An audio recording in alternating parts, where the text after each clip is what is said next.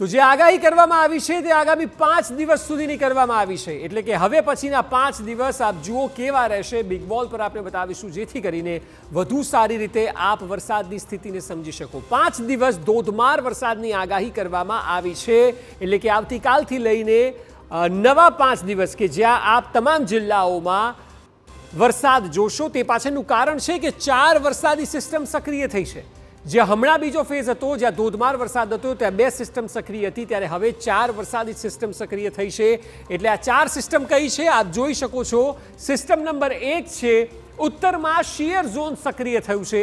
એ સિવાય સિસ્ટમ 2 એક cyclonic circulation પણ સક્રિય થયું છે.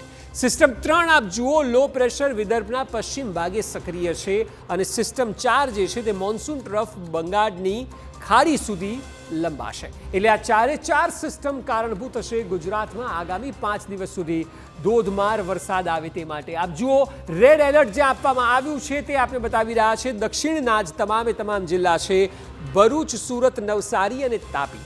Red alert. દક્ષિણના લોકો જો આ સમાચાર હાલ જોઈ રહ્યા હોવ તો સાવધાન રહેજો, કારણ કે આપના ત્યાં રેડ એલર્ટ આપી દેવામાં આવ્યું છે. એટલે આગામી 5 દિવસ ધોધમાર અતિ ભારે વરસાદ જોવા મળશે.